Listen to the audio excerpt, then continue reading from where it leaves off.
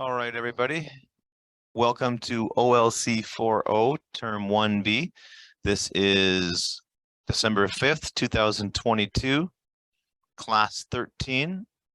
And this one's going to cover Unit 2, Lesson 6. And for today's class, we'll be talking about assignment number 19.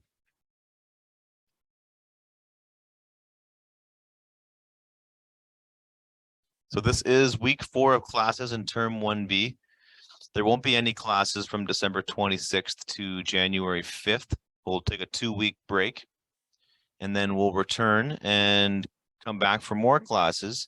And this term will end on January 26th, 2023. And then there'll be a week following that where you'll have a chance to write your final exam. So it depends on which setup you're taking. If you're in the independent learner stream, you will have until June to complete these assignments. But if you are completing these assignments as part of Term 1B, then you'll need to follow those timelines. So there are 4 ways you can join the class live. So you can phone into the studio, tune in on the radio, listen to us on Bell ExpressVu channel 972, or you can join us on Zoom. So if you're watching on YouTube, you can pause the screen and write down that information. And I'll also share that frequently on Facebook through your Gmail. So you just got to make sure that you have ways of communicating with us and the information you've shared with us is accurate, because I send out regular email updates, put things on Facebook. So you can watch the videos on YouTube, and I can see that the views are going up every week. So that's awesome. So keep watching the videos. You will find the playlists are organized into units. So I'm going to put all the Unit 2 playlists into a separate one. So you can just watch Unit 2 if you need to, or just watch Unit 1, depending on what you need for that day. You have many ways of submitting your work: handing it into your DEC, scanning it, emailing it, faxing it. You can always email work directly to this email address here. You can fax pages. That's a toll-free fax number. It's not going to cost you anything. You can take photos with your phone and email it, or send that to me on Facebook Messenger. So I need you to get in touch with me if you haven't done so already. You can send an email to mlaverty@nnecschools.org. Add me as a friend on Facebook. Send me a message on Messenger. And you can phone our office number here, or you can try the number at the bottom. That's a toll-free long distance number. So you can phone that and not get any charges. The best time to phone me is 9 to 3 p.m. Monday through Friday. That's when I'm in the office. That's when I'll be available to take your call. So phone me during those times, and I will take your call, or leave me a voicemail and I'll get in touch with you as soon as possible. So here's where you should be. You should definitely be contacting me or any of your other WASA teachers. They need to hear from you so they know how to help you and can assist you with your courses. You should have read all of Unit 1 and should be starting to read the material from Unit 2. You need to complete assignments 1 through 13. So I suggest that you should have those done out of the way. So that's, we're 3 weeks into the course. So when you're about 3 weeks in, you should have assignments 1 to 13 done. It's very important you get the assignments done and hand it back to me, because then I can mark them and I can give you feedback on what you're doing. And that's how you're going to become an even stronger reader and writer, is once you get that feedback from myself, you can take it and apply it to your next lesson. If I see any recurring kind of habits and mistakes that you might want to work on, you can do that. And I'm also going to point out the things that you're doing well. So it's, taking feedback is a really important aspect of life. if you want to get better at something, you have to get in that habit of putting yourself out there, having someone have a look at what you do and give you some suggestions, ways you can make it even better. So you need to get those assignments to me as soon as you can, and I will do my best to get them back to you so you can apply those lessons for your next assignment. So complete assignments 1 through 13, make a plan for completing assignments 14 through 18, which are the remaining assignments from Unit 1. So we'll look at the words of the day, have a look at today's headline, and then jump into Unit 2, Lesson 6, Assignment 19. So we're going to learn about brochures and how they are designed, and we're going to review assignment number 19. So we'll know we're successful if we complete assignment 19 after learning about creating brochures. So if you can tackle assignment 19 and use your knowledge of brochures, you will know you're successful in today's lesson. So as I've mentioned a few times before, it's really important to find small successes. So as you build towards something big, like graduating high school, getting a new job, learning a new skill, right? Learning how to play guitar, learning a new language, you know, the big things, those big things are made up of little small achievements that come along the way. So every class you should go into it saying, okay, I'm going to do this. And if I can do that, I'll know I've been successful. So learn about brochures and then apply those lessons to completing assignment number 19. So up on the screen here, we've got 3 public service announcements, or PSAs. The one on the left here is very simple. It says PLS, DNT, TXT, which is of course short forms or text forms of the words, please don't text and drive. A public service announcement brought to you by your school and other drivers. The one in the middle, we've got Smokey Bear, and he's saying 2 words, only you. And of course, if you're familiar with Smokey Bear, you know the rest of that is only you can prevent forest fires. And on the right, we've got our friend E.T., the extraterrestrial. And the caption reads, if you go beyond your limit, please don't drive. Phone home, which is phone home was, if you haven't seen the movie, was the catchphrase from the movie. And E.T. was always asking humans asking if he could phone home or if they could phone home so he could get home to his family because he had been left stranded on Earth. So, so these illustrate that PSAs and brochures, as we see, use a combination of images and text to tell a message. And they have to be ways to engage the reader. They've got to get your attention. There's not a lot of words on the page. So it's, you know, it's not a book, it's not an article. There's a time and a place for that. So it's very visual heavy. So there's more of an emphasis on visual, but the words are of course important. So the visuals sort of suck you in, they grab your attention first. And then, you know, and then of course, on the example on the left, all we have is words, right? There is no visual element there to speak of, but the words are so big that they almost become images and they grab our attention. So just wanted to prime you with that for today's lesson. So just how do we use pictures and images together, and how do we use text to grab people's attention? So our Anishinaabe word of the day is Gina Amo, or Amo. I'm not sure if I'm pronouncing that correctly. I hope I am. That is forbid, or so to warn against. And then of course our English equivalent is warn. And both of these verbs are verbs, they're doing words. So to warn someone is to inform them in advance of a possible danger, problem, or an other unpleasant situation. So I think that's important to think about when we're talking about brochures and public service announcements is sometimes they're definitely forbidding you not to do something. They're warnings. They're talking about the dangers of doing something.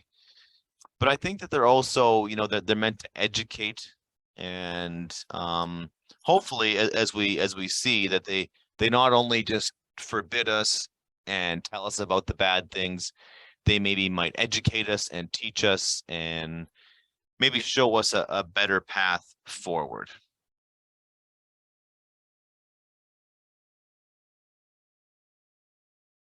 So here's some English words. We've got forbidden, which is an adjective, and it means not allowed, banned. We've got the forbidden degrees, which is interestingly enough, that's, you know, how many degrees of separation that people need if they want to get married, if they want to get kids, you know, like how far removed their ancestors were related. The forbidden fruit is, of course, from the story of the Garden of Eden with the tree of knowledge of good and evil, and Adam and Eve eating of the fruit and losing their innocence and being kicked out of the Garden of Eden. This is from the Old English for, which means against, and boden, which is to command, so forboden, forbidden. Caution is care taken to avoid danger or mistakes, a warning. You may be familiar with the phrase err on the side of caution. And the next word is awareness, so knowledge or perception of a situation or fact, concern about and well-informed interest in a particular situation or development.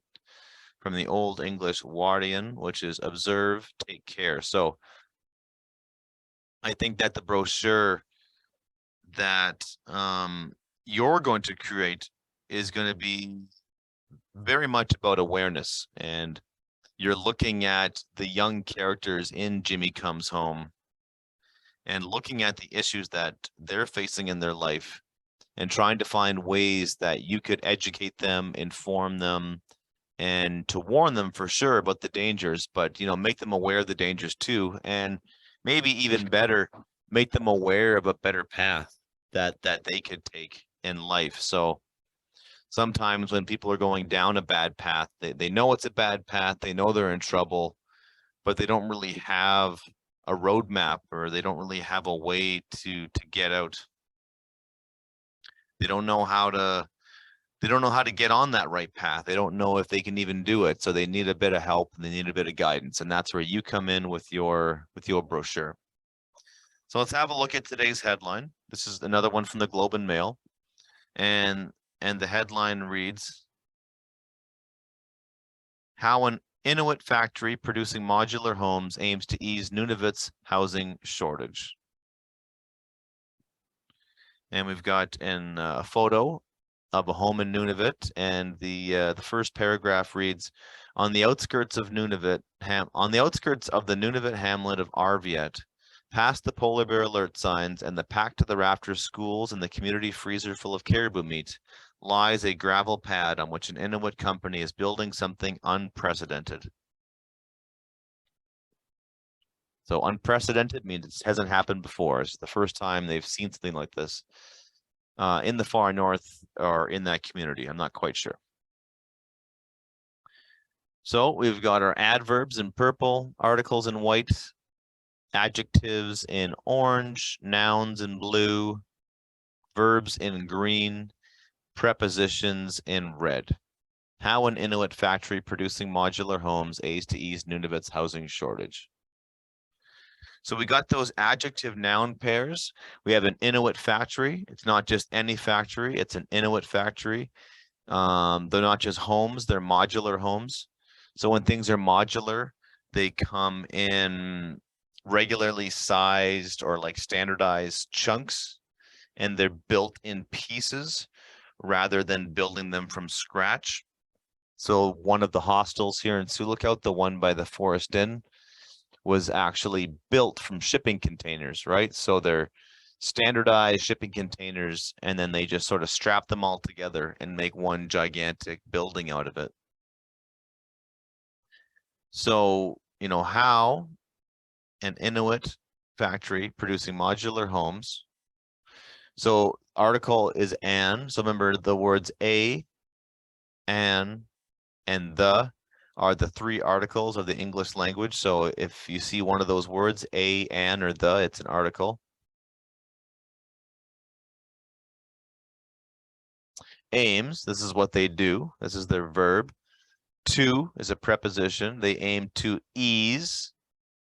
So it's a housing shortage. And you see we have the apostrophe S. So that is the housing shortage that belongs to Nunavut. And that's why we have the apostrophe S. And it's not just a regular shortage, it's a housing shortage. So it's the adjective housing modifies the noun shortage. And it's the housing shortage that belongs to Nunavut.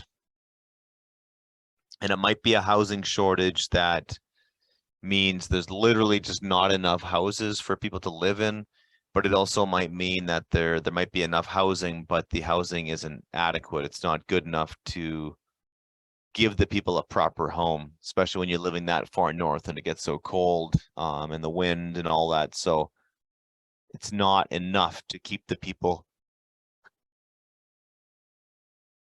warm and safe and able to make themselves a home. So I want to do a little breakdown of that lead paragraph. And what I've been trying to do here by showing you Globe and Mail articles is to show you the work that a writer has done. You know, writers who get paid to write, and that's how they earn their money. So they have to be really good at it, especially to write for a paper like the Globe and Mail, which has probably one of the biggest reaches in Canada. It is reaching, you know, tens, if not hundreds of thousands of readers every day. So the standards are quite high. So you have to be a very decent writer. And this is why, you know, this is why it's important to look at examples like this, so we can see what the pros are doing and we can get some tips from them, and we can hopefully, you know, take those lessons and use it to make ourselves better writers. So that's what we do if we want to be really good hockey players, good artists, good sculptors, if we want to be good parents, if we want to be good students, if we want to be good writers, the list goes on and on and on. You have to look at what other people are doing and try to emulate it, try to copy it, and be like, okay, I see what they're doing. I can take some from that, and I can use their writing as a template for my own writing.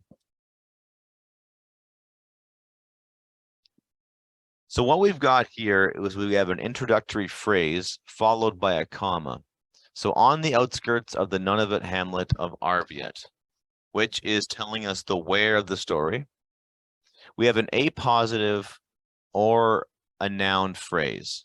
So an apositive phrase or a noun phrase is one that adds additional information, usually about the subject of the sentence. So I think the subject of this sentence is Arviet. This is the small hamlet in Nunavut, and that stuff in the middle,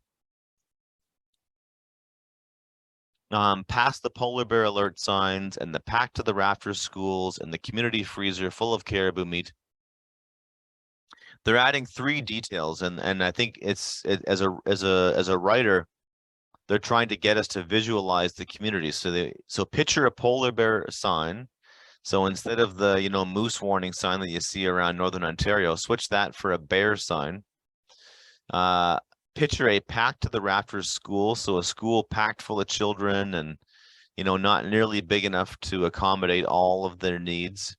And think of a gigantic freezer just packed full of caribou meat. So they're trying to tell you what it's like to live in this community, and doing that with three details to kind of get your imagination going. And that last part, lies a gravel pad on which an Inuit company is building something unprecedented. So you could simply say, on the outskirts of the Nunavut hamlet of Arviet lies a gravel pad on which an Inuit company is building something unprecedented. That would stand alone as a full sentence. This top part right here, and this bottom part. But what the writer has done is they've packed all this stuff in the middle, and they've created a really detailed, dense paragraph, right? That gives us a lot of information, but it's very well written and it's put together expertly. And that's a very good lead paragraph to a news story. It tells us what's happening, tells us where it's happening, and it gives us a little bit of what's to come. It tells us kind of how things are happening, and it definitely sets the hook, right? So something unprecedented is happening. Boy, excuse me. Something unprecedented is happening, something exciting that's never happened before, and hopefully as a reader, we're going to keep reading and we're going to find out what that is. All right, so let's delve into today's assignment, which we're looking at today is assignment 19 from Unit 2, Lesson 6. We are creating a brochure. So for this assignment, you're creating a 6-panel brochure that's going to help the reader deal with an important issue. So the issue that it deals with is from the novel Jimmy Comes Home. Okay, so staying in school / finishing high school, teenage parenthood, the dangers of drug and alcohol use. These are topics that your brochure could deal with. And you can also choose another issue that the young characters in Jimmy Comes Home are facing. So you could choose a different issue, but it has to be an issue that is clearly, you know, faced by the young characters like Jimmy and Gary and Teresa. So, you know, what issues are they facing in their lives? And if you were to help someone like Jimmy, like Gary, maybe get on a better path in life, how would you help them? You know, through a brochure specifically, right? How would you get their attention, and how would you hopefully convince them to take a better path in life and kind of course correct and to, you know, jump off the bad path and get themselves going in a place where they're going to be happy and the people around them are going to be happy, and they're just going to find a better way to get what they need out of life. So how do we do that, right? So, and I'll also say that these 3 categories are, you know, you could get even more specific. So like maybe the dangers of a particular kind of drug, or you could just talk about alcohol abuse and how to get counseling or therapy if you are an alcoholic. Teenage parenthood, you know, you could talk about what it's like to be a teenager with a child, and maybe just talk about one aspect of that, like getting support, talking to support groups, learning more about parenting, attending workshops, you know, like learning about, you know, being online, or like finding a mentor who could like teach you how to become a better parent, or how to deal with stress, maybe mental health, staying in school, graduating high school. So that you could approach that in many ways, you know. You could do a brochure that tells people about like study services and like tutoring, or maybe it could tell them how to like deal with stress in their life and how not to get overwhelmed and how to reach out and talk to people. So your brochure could have like a mental health aspect to it. It could just be giving advice about a particular area in someone's life and how they can kind of be better. You know, you could if you're doing drugs and alcohol, it could be a warning against using drugs and alcohol. So like getting to someone before they become an addict, or it could be, the focus could be more like, how do you get help if you know you're an addict, if you know you're living that dark life? What are some steps you can take to hopefully get you out of that hole and back to living the life that you need to live and deserve to live? So your brochure, it must include these elements. You need to include agencies or organizations that can help people facing your issue or topic. So, and that's the one that you've chosen.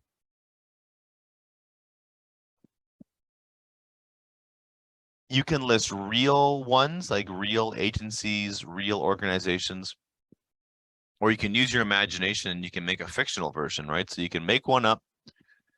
But if you make one up, just, make sure it's relevant to the problem you're talking about, right? So maybe Green Star Lake has a youth center, and the youth center is offering like a mental health night or something, or like a support group for students that they can join and talk to each other.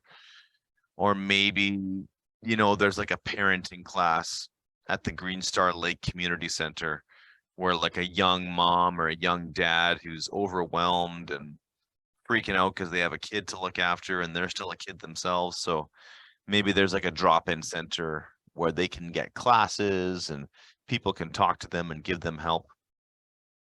So you need to include some agencies, some organizations, some volunteers who can help your audience out. And you also need several important details that are relevant to your chosen topic. So you'll need to get a lot of details. And you're probably going to get more details than you can fit in your pamphlet, but it's important for you to gather that up. So more about that in a second. We're going to be talking about doing some research and getting all that information that we can put in the pamphlet. And you need to include your name and your home community. Yeah, so your name and your home community should appear on that pamphlet. So a brochure is usually divided into 6 pages, and a single sheet of paper is folded into 3 panels or pages. Both the front and the back have content. So you hold the piece of paper in front of you. The long end is on the top. The short ends are on the side, and it's folded into 3 panels. So you get 3 panels on the front and 3 panels on the back. And so both the front and the back include content. Now here's a really useful way to think about the pamphlet. So you've got, let's start over here on the right with the front page. So keep in mind, this is the first thing that your audience is going to see. This is the first thing that they will become aware of. So it's like the title page of a book. It's got to grab your attention and make you want to read more. So it's the title of your brochure, or what your topic is, a few words to hook in the reader, and a nice image, right? That's basically what you want to see there. You've got number 5. That's the second panel the reader will see. So imagine holding a pamphlet in your hands. You have the front page of the pamphlet. You flip that open to the left. When you do that, you reveal panel 5, which is the second one people see, right? The first one they see is the title. Second one they see is this one. So both panels 1 and 5 are very visually orientated, not much text. They're meant to grab the reader's attention and get them into the story. Panel 6 here is the contact information. That's where your name and community should go. And that's typically where in a pamphlet you'll see some contact information that gives the audience some next steps. So like after they've read all the content, they can then take that and decide how they want to proceed. Panels 2, 3, and 4. Now these 3 panels are visible to the audience at the reader of your pamphlet at the same time. So they're called content panels, and they contain the main content of your announcement, of your brochure. And this is where you're going to get the most information to your reader. And I would suggest using a similar format for each panel. So make each panel look the same way. Use a similar formatting. you can also tell a story with these panels. So the information can flow from panel 2, 3 to 4, right? It can flow over and give the reader like a story. So tell them what can happen. You're going to use a lot of point form writing and a lot of visuals. So when we're doing brochures, most of the writing we're doing, if not all of it, is going to be in point form. You may have some full sentences, but for the most part, you are relying upon really punchy point form writing just to grab people's attention. So that gives you a general overview of what you're trying to do.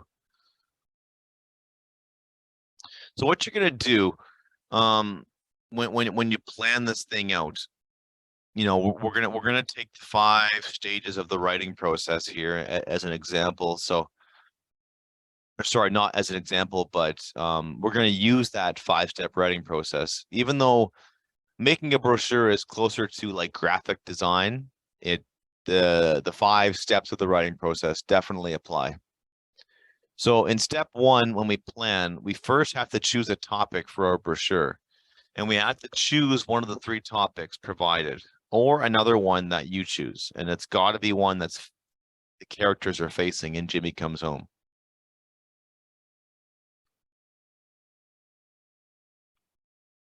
And then what we're going to do is we're going to fill out what's known as a KWL chart. So don't worry if you're not familiar with KWL charts. I will explain that in a moment. But the first 2 sections are what you know and what you want to know. And after you do some research on your topic, you will complete the learned section of the KWL chart.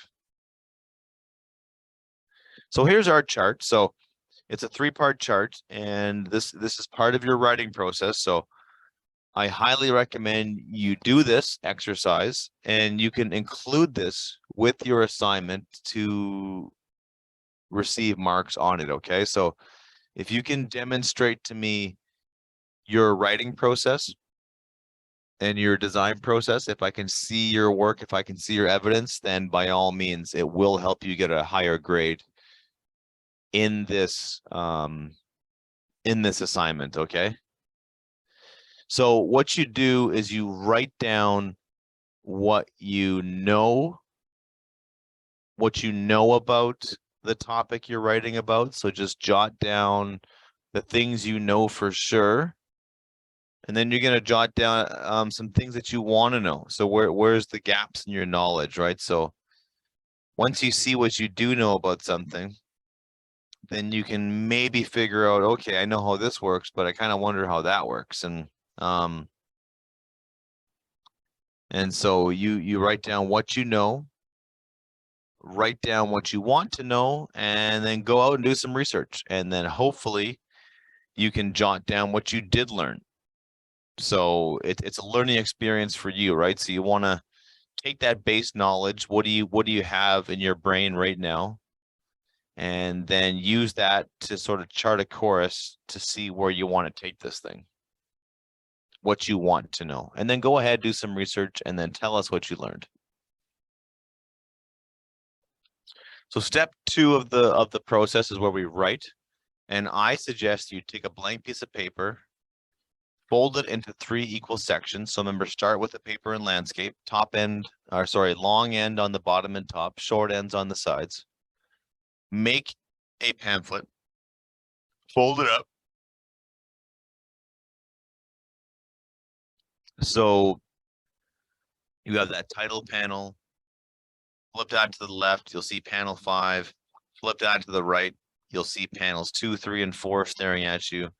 Turn it over, you'll see panel 6 in the middle. So make your mock-up, okay? So a rough copy or a mock-up so a mock-up is a word from the design world, and that's when you make something and the mock-up is designed to be changed, right? It's the whole purpose of it is to just get the ball rolling. It's just to put a bunch of ideas on the page. And as I've mentioned many times in this course, and will mention many times in the future, starting from a blank page is really hard. It's always hard to start from a blank page and just to make something up and make it work. It's really hard to do that. It's a lot easier if you can just throw ideas on the page and not worry about them making sense and not worry about them being in the right order or even being well written or making sense. You just throw it all down. And then once you have ideas on the page, it's really easy to like rank them and then say like, okay, this is the best idea. That's the worst idea. This idea makes me think I should have written more about this. And then it gives you a jumping off point. So you want to do that, get your ideas on the page. You want to write down your words and your rough sketches of your visual elements. So you're creating a mock-up, a rough draft, putting down as much ideas as you can. And that KWL chart is going to guide your process, especially the final column, the what I learned column, right? So take all the stuff and knowledge you've learned about your topic and try to fit all of it into your pamphlet. So get it all down in the pamphlet. And then once you've done that, you can move on to step 3, where you're revising your pamphlet, right? So after you create your rough draft, I would suggest letting it sit for a couple hours and then coming back to it with fresh eyes and new ways to make it even better. I think it's a really helpful way of writing, is you put something down and then you just leave it and just let your brain work on it behind the scenes. And I guarantee you, when you come back to it, you'll have all kinds of fresh ideas and fresh perspectives. So you get that rough draft written and designed, and then you come back to it. And this is when, the magic happens, when you make notes to yourself on the page and you're guiding the creation of something new, right? So again, we're not working from a blank page. We have the rough copy. And now it's our job to mark it up and to cross out words, add new ones, edit images out, put in some new visuals, change the order of the content, move things around, scratch this out, put it over there. So you may be proud of your rough copy, but just know that it's just the jumping off point, and you can make yourself a better version by improving upon the old design, right? So I really hope that you can all embrace that process, and that's how we become better writers. We have one idea, and then we take it, we modify it, we tweak it, we keep this, we change a little bit of that. So, and you see that kind of playing out in history, right? Like where inventions, where people will just take something that already exists and just kind of like tweak it and modify it and just take this component, but add this little piece to it. It's very similar to how writers work, right? They just slowly cut out the stuff that's not working and replace it with stuff that is working. And from a really rough draft that doesn't really seem like it's going anywhere, it's just a bunch of random ideas on the page, you start to make order of all that. And you start to put the pieces together. Step 4 is your editing process, right? And this is where you're going to use Microsoft Word, Publisher. I use Canva.com. I love that software, or some other kind of software to make a digital design. So you take your rough copy and then use that as your guide. So the rough copy with the markup and your notes, that's your new guide. And that's going to guide you towards making your finished copy. And then alternatively, if you're doing this by paper, you take a fresh sheet of paper and you carefully sketch out your final copy. So I know it can be frustrating to spend a lot of time making a design that you never even use, but I think you are definitely using that, and not to see it as sort of like time wasted, like the time is spent on the rough draft. It gets you to where you're going, right? And I think that's really important to look at it, right? That's what got you to where you are. So you start with a fresh sheet of paper and then carefully sketch out and make your final copy. And then, of course, step 5,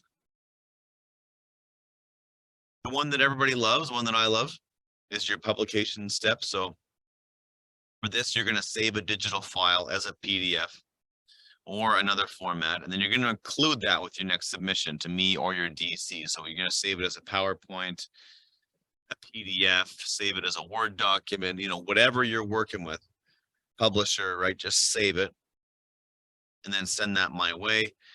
And then, of course, if you're going old school and you're actually drawing out your pamphlet, then you will photocopy it, scan it, fax it, take a picture, whatever works for you, and then send that with your next submission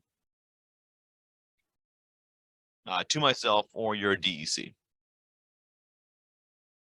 Okay, so we are looking at some marketing brochures. These are some exemplars. These are some examples from the professionals, so we can see what they did and hopefully get some inspiration.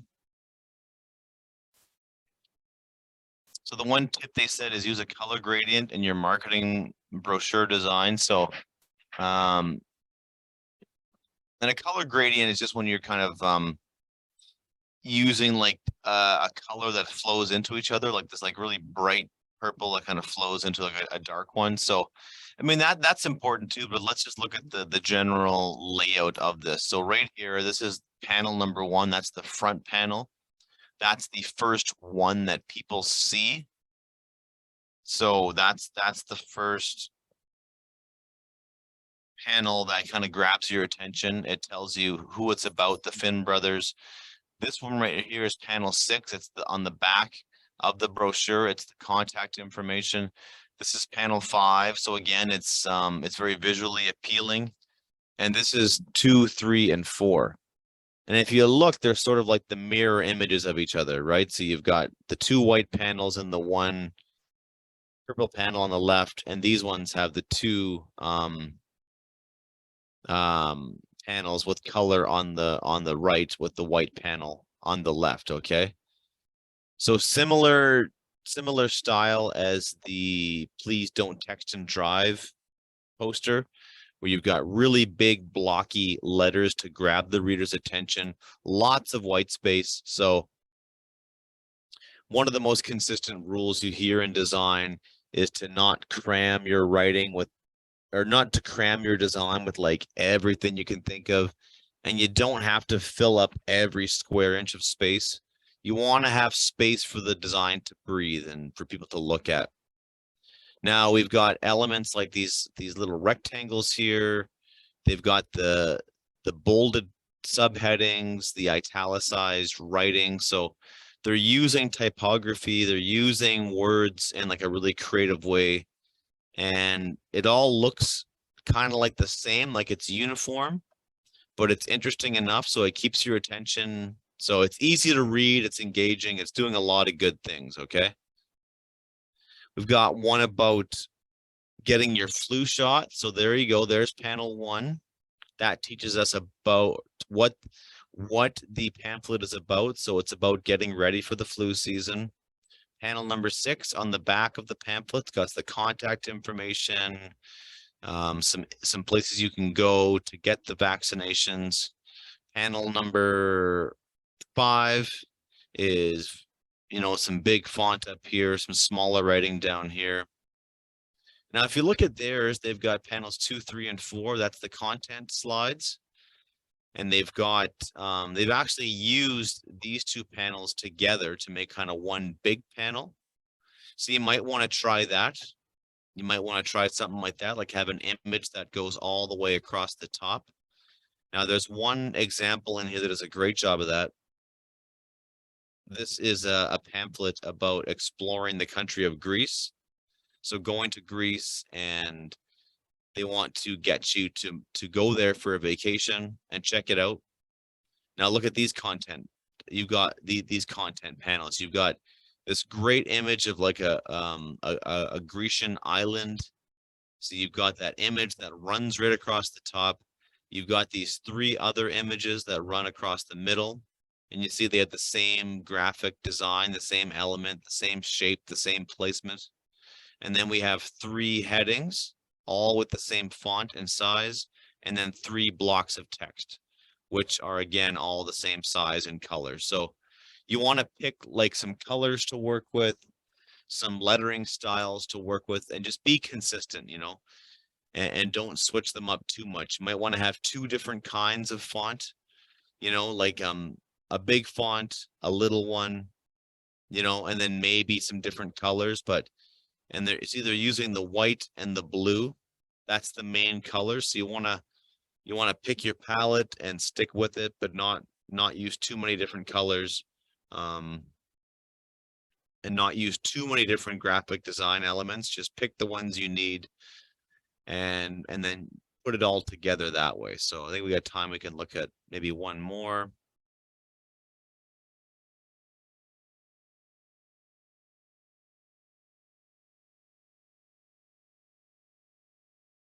There's a nice one. If you look at this one is telling a timeline, and you can see how the timeline kind of weaves its way through the first panel, into the second panel, back to the first panel, into the second panel. It comes up. So again, this is panels 2, 3, and 4 that you can open at the same time. So I would think about panels 2, 3, and 4 as sort of like one big panel that you can work with. So you can see how they've done here. It's like one big panel that you can put information on. But the one side of the page is panels, the front panel, the back panel, and the panel that gets revealed after you open the front page. So these 3, the reader does not see at the same time, but these 3, the reader typically does see at the same time. So that's probably the most important design decision you have to make, is how you're gonna make that work, and how you're gonna best use your limited space to tell a story, right? So again, we've got this one's actually got a nice one where it's the back page, and the